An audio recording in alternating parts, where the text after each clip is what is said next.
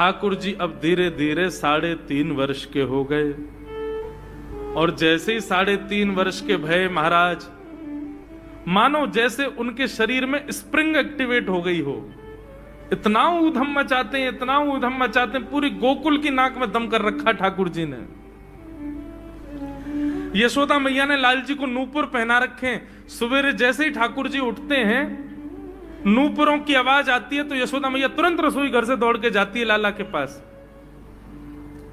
लेकिन ठाकुर जी इतने चतुर हैं, यमुना तट पर जाते हैं और नूपुरों में बालू भर लाते हैं कि कल नूपुर आवाज नहीं करेंगे, सुबह उठ के हम घर से भाग जाएंगे कहीं और, मैया को पता ही ना चलेगी।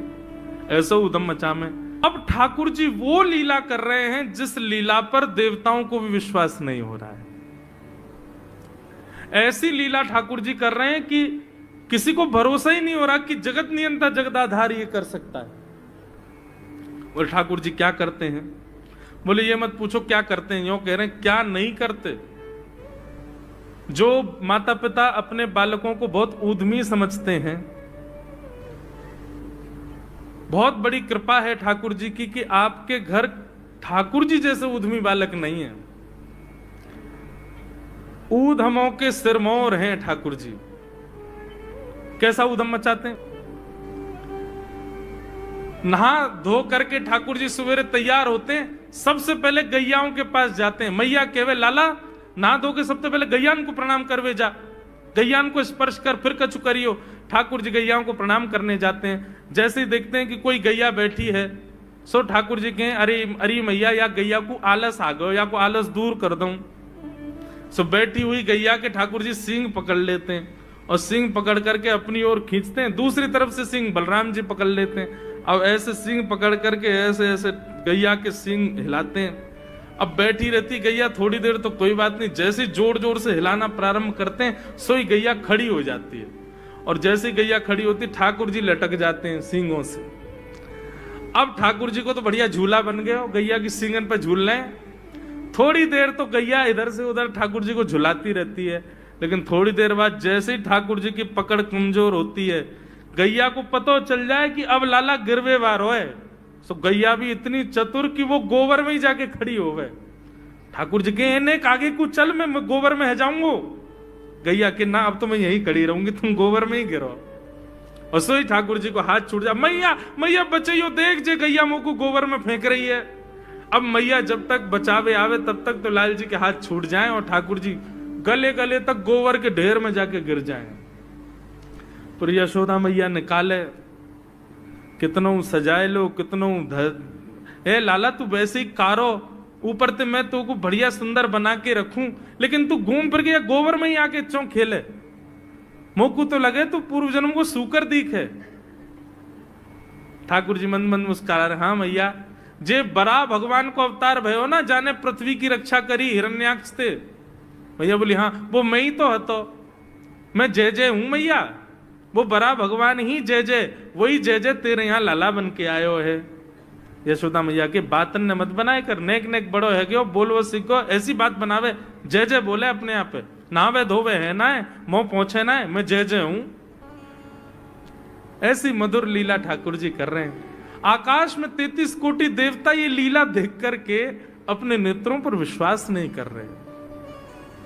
ऐसे मधुर ठाकुर जी। एक दिन नंद भवन में गैया ब्याह गई।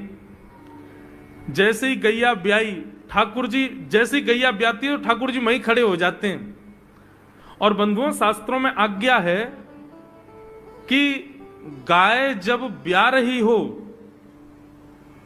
बछड़े को जन्म दे रही हो या बछिया को जन्म दे रही हो, उस समय गैया जो होती है वो दो मुखी हो जाती है। एक मुख तो सामने है, और जब जन्म देती है तो बछड़ा या बछिया उसका मुख जब बाहर आता है तो दो मुखी हो जाती है। ऐसी दो मुखी गैया की जब आप परिक्रमा करते हो तो पूरे ब्रह्मांड की परिक्रमा का फल प्राप्त होता है। तो ठाकुर जी का नियम है, नंद बाबा की उंगली पकड़ के खड़े रहे, जैसे ही गैया ब्यावे वारी हो तो वाकू सहलाते रहे, जैसे ही गैया ब्यावे वारी हो, जैसे ही बछड़ा बाहर आवे सोई ठाकुर जी वाकी परिक्रमा कर लें, परिक्रमा करके दंडवत प्रणाम करें, वाकी चरण रज को माथे से लगा में, और बछड़ा जन्म ले सो वाकू नवा में दुआ में, वाकू अपने गरे से लगा में। एक दिन ठाकुर जी जोर जोर से रोने लगे।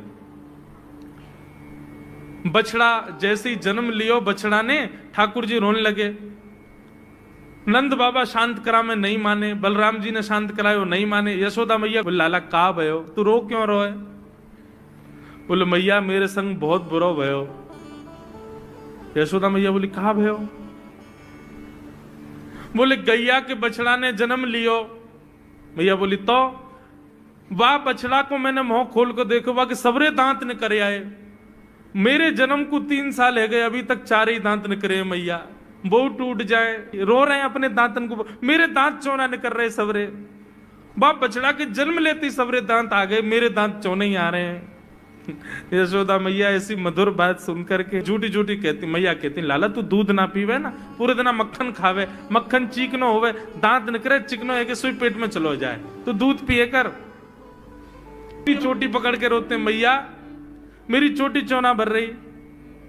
बाप बलराम की चोटी देखो कैसी नागिन जैसी चोटी है वाकी, और मेरी चोटी कैसी है मैया, नेक सी पतरी सी। मैया बोल लाला तू दूध ना पीवे, दूध ते चोटी बढ़े। बलराम में देखिए ऐसा जग भर के दूध पीवे। सो ठाकुर जी दूध को पात्र हाथ में ले में, अपनी चोटी खोल ले में, और फिर चोटी पकड़ करके दूध पी में, और दूध पीते पीते नापते रहे कितनी बड़ी भई की ना भई अभी। ऐसी मधुर लीला ठाकुर जी करते हैं। ऐसी लीलाएं हैं ठाकुर जी की कि उन लीलाओं को सुनकर के जो ज्ञान के मार्ग को नहीं समझ पाते, जो वैराग्य के मार्ग को नहीं समझ पाते, जो ज्ञान और वैराग्य से ठाकुर जी को प्राप्त नहीं कर पाते, वो इन लीलाओं से ठाकुर जी के हो ही जाएंगे। ऐसी लीला है।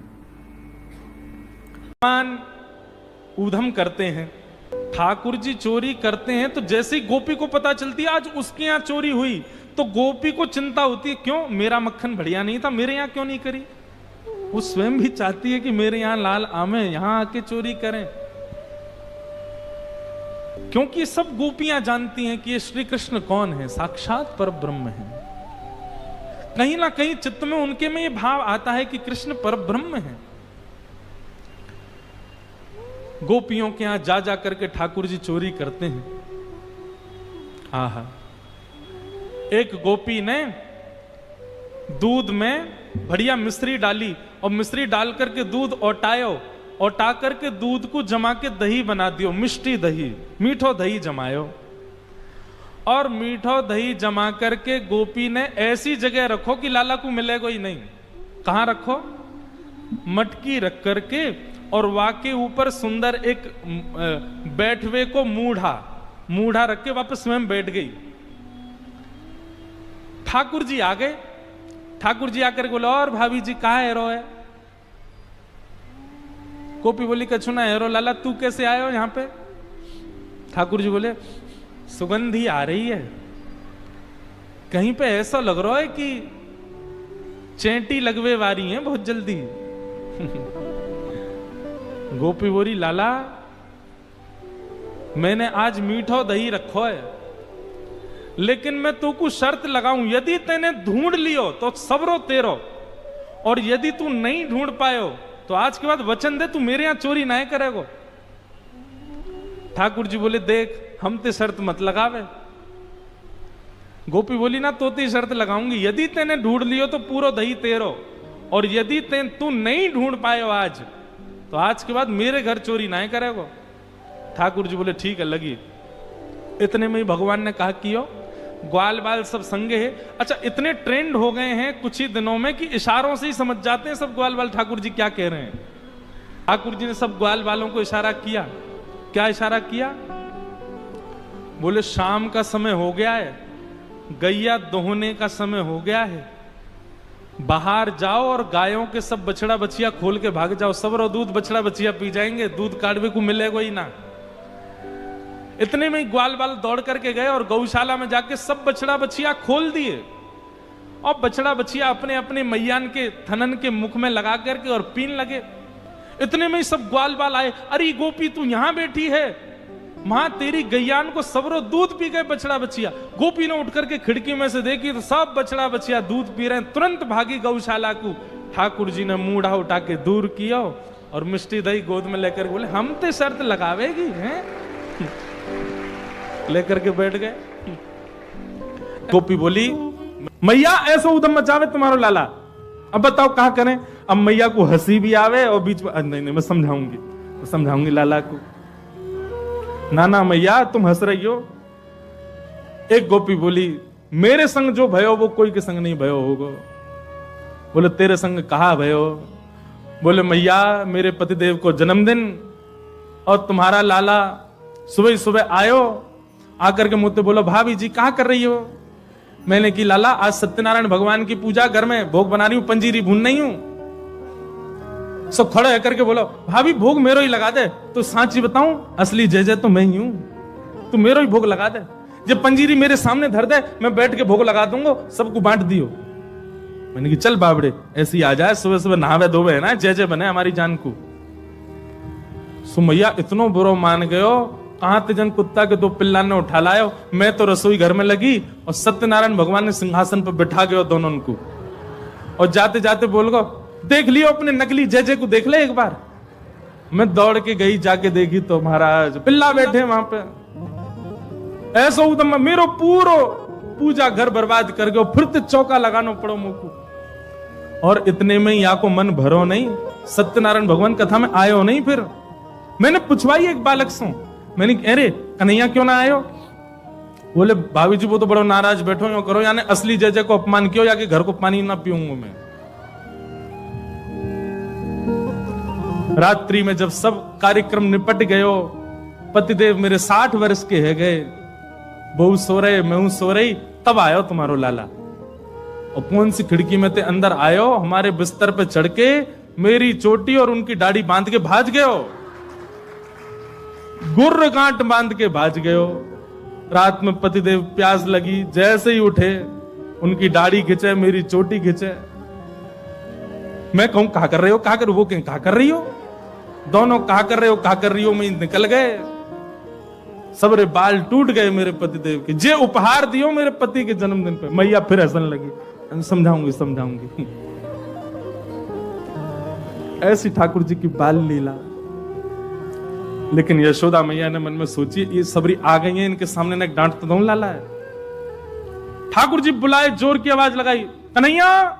ठाकुर जी सो रहे हैं पल्ला में।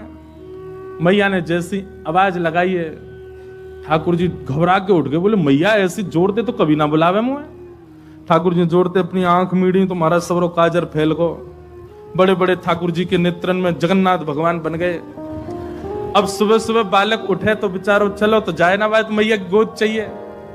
ठाकुर जी जैसे तैसे उतर करके नीचे आए। इतनी भीड़, जितने आप बैठे उतनी गोपी होंगी।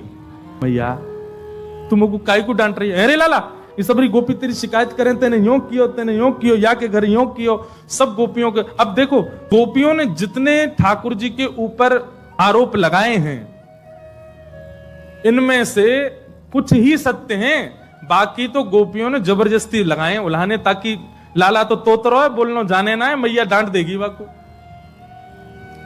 ठाकुर जी को जब एक बात कही जाए लाला तू मक्खन चोरी करे, तो ठाकुर जी मन में आवे हाँ करूं तो हूं, पर जब ये बात कहे तू वाके पति की दाढ़ी आके चोटी ते बांध के मार, अब ठाकुर जी सोच रहे जे मैंने कब कियो, ये तो झूठ बोल रही है। तेने कुत्ता के पिल्ला ले जाके बैठा दिए जय जय की गद्दी पे। ठाकुर जी बोले जे मैंने कब कियो। अब ये सब मन में विचार करें। अब छोटो बालक जल्दी उत्तर दे नहीं पाए ठाकुर जी, यशोदा मैया डांटने लगी, तो ठाकुर जी तो रोने लगे। और रोते रोते मैया से बोल रहे हैं, मैया सवेरे हेते ही नंद बाबा बलराम जी के संग में गैया चरावे चलो जाऊं मैं। और 4 प्रहर तक बंसी भट में मैया धूप ताप गर्मी उमस और सबन को सहन करे तेरो लाला। ठाकुर जी ब्लैकमेल कर रहे हैं मैया है, और बीच बीच में सिसकारी भर भर के रो रहे हैं। शाम है जाए मैया, थको हारो मैं तेरी गैयान को समेट के लेके आऊं वापस, जैसे मानो इनके बिना गैया चरेंगी ही नहीं, ऐसी बात करें। और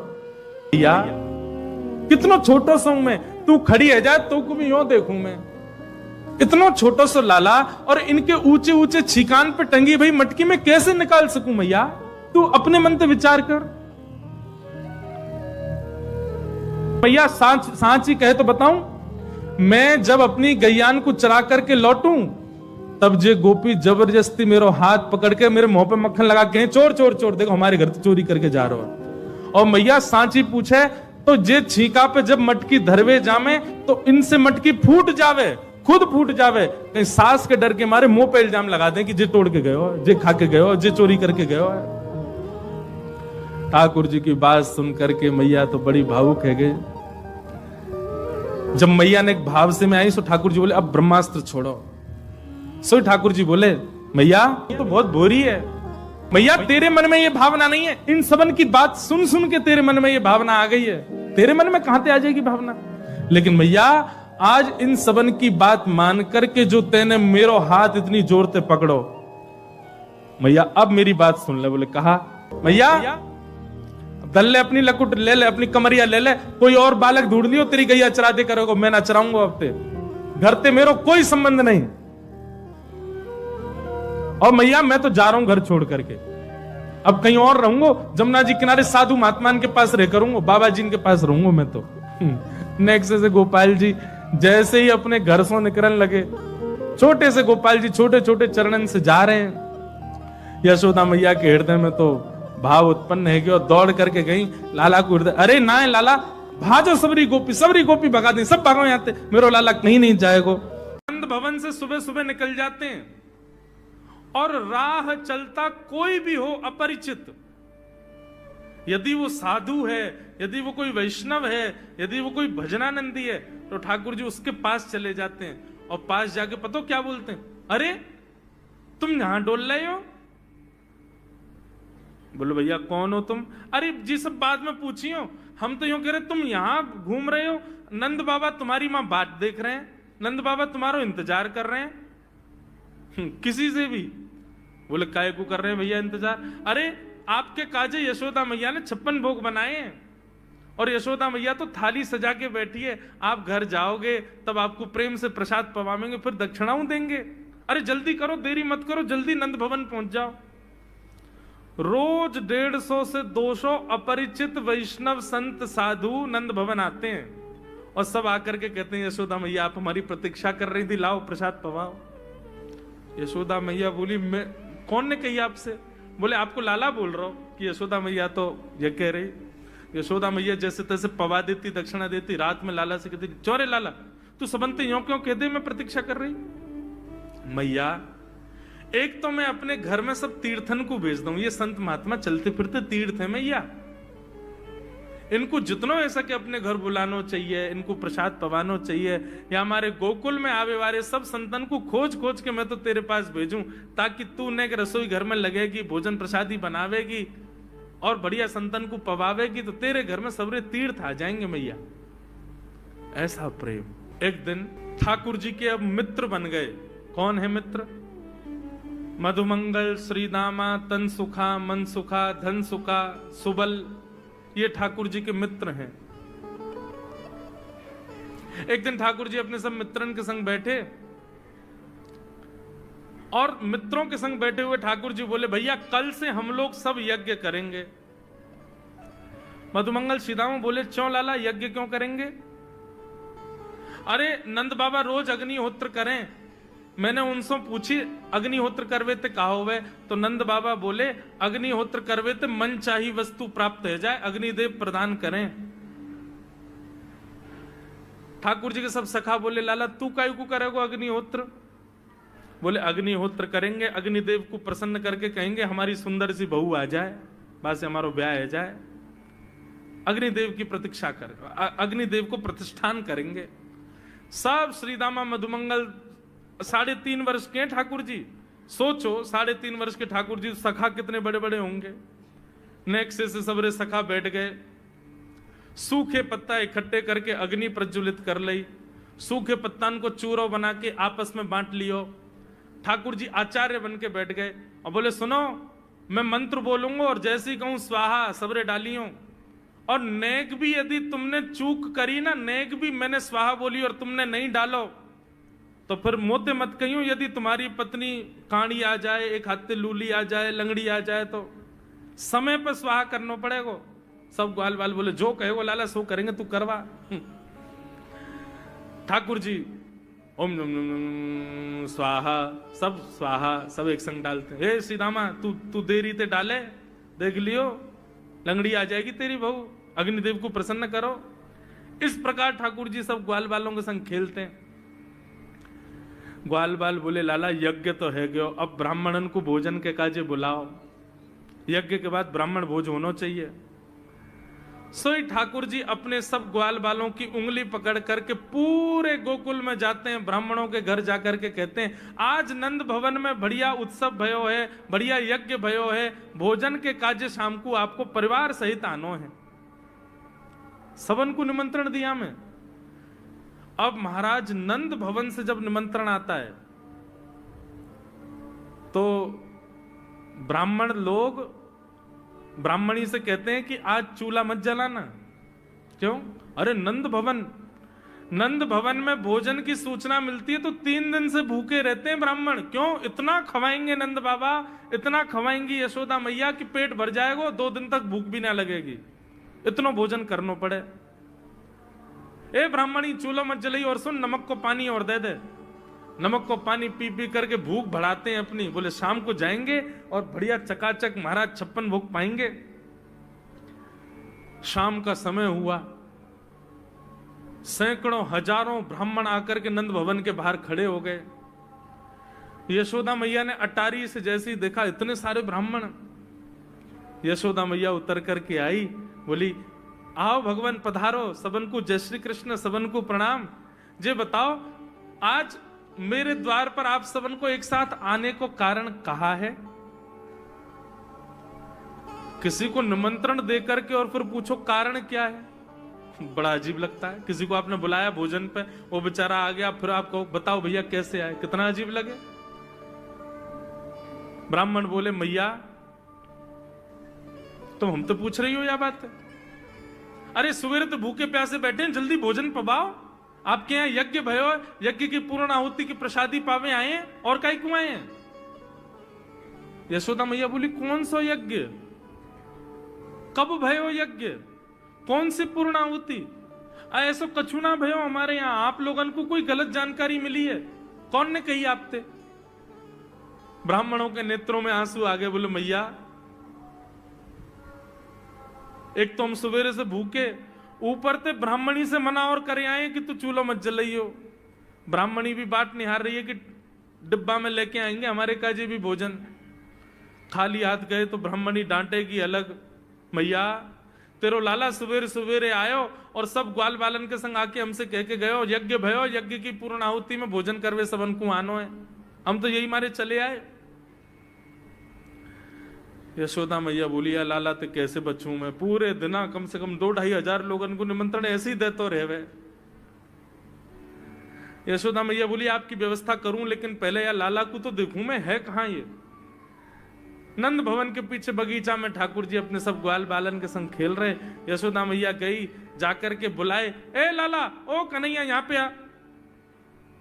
ठाकुर जी ने जैसी देखी यशोदा मैया बुला रही है, लेकिन यशोदा मैया के संग जे कौन खड़े हैं? ए श्रीदामा मधुमंगल। बोले हाँ ये तो सांची में आ गए सबरे ब्राह्मण, हम तो ऐसे खेल खेल में निमंत्रण दे के आए इनको। मैया बहुत मारेगी भैया, मैं अकेलो नहीं जाऊंगा, तुम भी चलो मेरे संग, यदि मुंह में एक थप्पड़ पड़ो तो तुम मुंह पड़वाऊंगा। मैया बहुत मारेगी आज। और मधुमंगल श्रीदामा जबरदस्ती उनको हाथ पकड़ के ठाकुर जी ले गए। हाँ मैया बता, कहा कह रही? अरे लाला जो जो बड़ो है तो जा रहा हो, तेरे उधमन की सल ना है पड़े। कहा कियो तेने? बोले कहा कियो मैंने। ये सब कौन है? मोह का पतो कौन है? मैं ना जानू मैया इन्हें।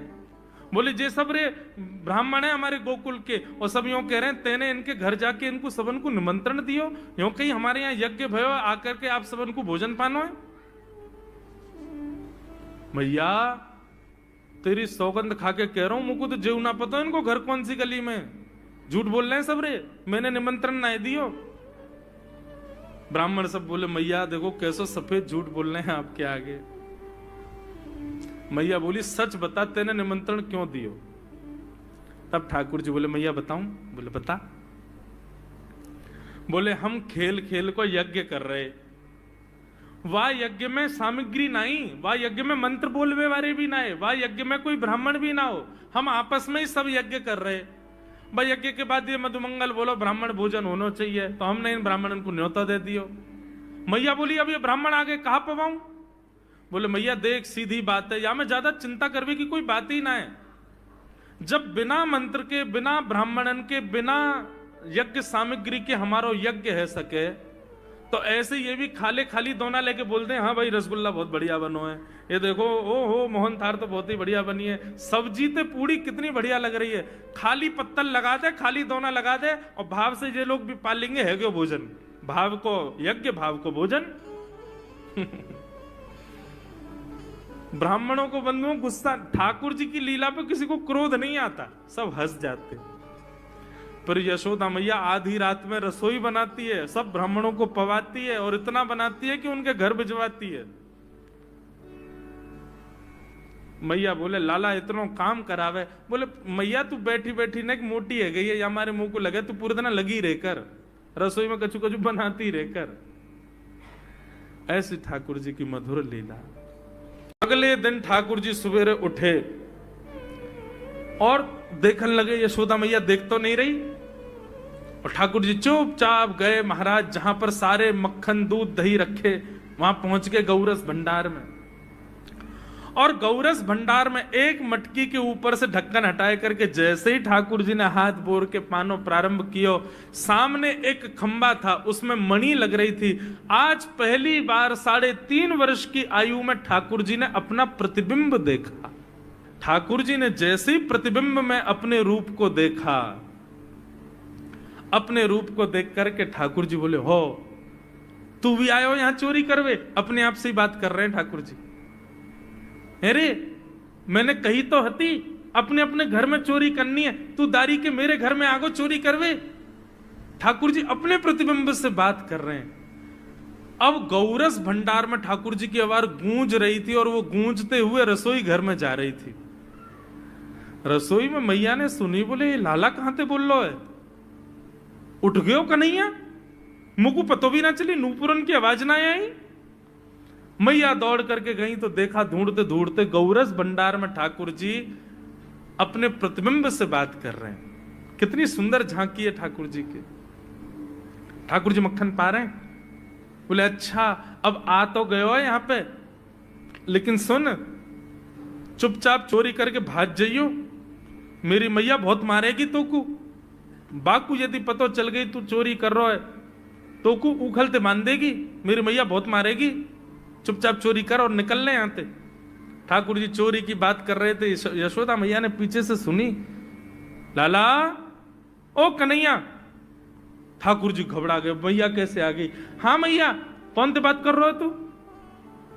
अरे मैया देख हमारे घर में चोर घुसायो है। अपने प्रतिबिंब को दिखा करके ठाकुर जी कह रहे हैं देख मैया हमारे घर में चोर घुसायो, जे चोरी कर रहे हो हमारे यहाँ के मक्खन की, तो मैं आपको पकड़वे आयो हूं। नन्हे से गोपाल जी, बहुत मधुर लीला। मैया हंस भी रही है और क्रोध भी कर रही। बोले अच्छा जो चोरी कर रहे हो? बोले हाँ। चल याकू तो मैं पकड़ लूंगी, लेकिन जे बता तेरे हाथ में मक्खन कैसे लगो? तू तो याकू पकड़वे आयो ना। अब मैया याकी मैं कहा बताऊं, तेने मेरे हाथ में पद्म राग के ऐसे ऐसे बढ़िया कंगन पहना रखे हैं, कड़ूला पहना रखे हैं सोने के। जब मैं धूप में निकलूं ना तो धूप की किरण से मुंह को बहुत जलन है जाए हाथ में। तो कल मेरे सखा मधुमंगल ने मुझसे कही, बोले लाला जे जलन तेरी दूर रह जाएगी, तू मक्खन में हाथ बोर लियो अपनो, सोई तेरी जलन दूर रह जाएगी। या हमारे मैया जलन हटावे के काजे मैंने हाथ बोरो है। मैया बोली अच्छा चल लाला यहां तो तेरे जलन है रही, और यहां पे यहां मक्खन कैसे लगो? ठाकुर जी बोले मैया मैं अपनी जलन दूर कर रहा हूं, इतने में जन कहां थे एक मक्खी आके मेरे मुंह पे बैठ गई। बाकू उड़ावे के काजे मैंने जैसे मुंह पे हाथ किया सो मक्खन मेरे मुंह पे लग गो। मैया मैया बोली लाला तू चोरी भी करन लगो और अब झूठ भी बोलन लगो मुझसे। ठाकुर जी ने ग्वाल वालों से कहा भैया मिशन फेल हो गया, घर में तो चोरी नहीं कर पाए हम, अब दूसरे इनके घर में दावे बोलो। एक दिन महाराज ठाकुर जी का जब आतंक खूब बढ़ गया गोकुल में, सब गोपियों ने जाकर के मैया से शिकायत करी, बोले मैया अपने लाला को संभाल लियो, नहीं तो काउदना हम देख लेंगी और फिर हमसे मत कहियो कि तेने मेरे लाला से यूं क्यों कही। मैया बोली कहा क्यों मेरे लाला ने? गोपी बोली ये बस सुन लो और यूं बताइयो कहा ना करे तुम्हारो लाला। देख वे में 3.5 बरस को है, बाकी पेट में इतनी बड़ी बड़ी दाढ़ी है, बाकी मतलब बलवान है कि सब जानकारी है या कुछ छोटो बालक मत समझियो। गोपियों ने जाकर के अपनी अपनी दुख दर्द सुनाए मैया को। मैया बोली अरे भैया मेरे लाला को मक्खन की कोई कमी थोड़ी है, मेरे लाला को दूध की कोई कमी थोड़ी है, मेरो लाला चाहे तो मक्खन से नहावे, दूध में नहावे, इतना मक्खन दूध दही मेरे घर पे, तुम्हारे यहां क्यों चोरी करेगो? अरे कई बार बालकन को अपने घर को भोजन बढ़िया ना लगे, दूसरे के घरन को बढ़िया लगे, अगर बार ने तुम्हारे यहाँ की नेकाद मक्खन खा लिया तो वहां इतना रो क्यों रही हो? मैया आपको अपनो लाला बहुत सीधो लगे ना, हम बताएं कहा करे तुम्हारो लाला? स्वयं खावे हमको कोई दिक्कत नहीं, लेकिन या की एक पूरी मंडली है और पूरी रजिस्टर्ड मंडली है, बाल गोपाल चौर प्रचार प्रसार मंडल, ये घर घर जाके चोरी करते हैं। और मैया तुम्हें कहा बताऊं, जैसे ही कोई गोपी के नयो बालक होवे ना तो तुम्हारो लाला पूरे मंडल के साथ आवे और वह लाला के सिर पे हाथ धर के, छोटे से बालक के सिर पे हाथ धर के बस 1 वर्ष की प्रतीक्षा, फिर तुम भी हमारी मंडली में आ जाओगे। पूरे गोकुल में भय है तुम्हारे लाला को, स्वयं खावे, ग्वाल बालन को खवावे। मैया यहां तक भी बात समझ में आवे, ग्वाल बालन को खवावे, यो नहीं कि नेकाद मक्खन बच जाए तो रहम करके हमारे काज छोड़ जाए, वाकू बंदरन को खवा दे। यशोदा मैया आश्चर्यचकित होकर सुन रही है, बोले ये नेक्सो लाला ये करे? बोले हाँ मैया। बोली मैया अगर चोरी करे तो दिक्कत, और यदि किसी कारण से हमने लाला को रोक दियो, चोरी नहीं कर पाए हमारे घर, तो हमारे रोने क्यों? बोले चूल्हा में ते कोयला लेके आवे और वह घर के बाहर हवा बना जाए, और यूं के अब जब तक या घर से मक्खन नहीं मिलेगा या के घर के लोग भूखे रहेंगे, और इन लोगों को भोजन छुड़वाने की जिम्मेवारी हमारी। बोले कहा करे फिर? बोले मैया भोजन बनना होगा, चूल्हे पे भोजन रखो रे, तो ग्वाल बाल सब ताकते रहे कब भोजन बनने को समय आवेगो। जैसे ही कछु और काम करवे के काजे गोपी ने कुट के जावे तो कहो तो बाकी कढ़ैया में खूब सारो पानी डाल जाएंगे, सब्जी ना बन पावेगी, आटे में नमक फेंक जाएंगे। ये बात जैसे ही यशोदा मैया ने सुनी, बोले नहीं नहीं नहीं नहीं, झूठ बोल रही हो, मेरो लाला ऐसा ना कर सके।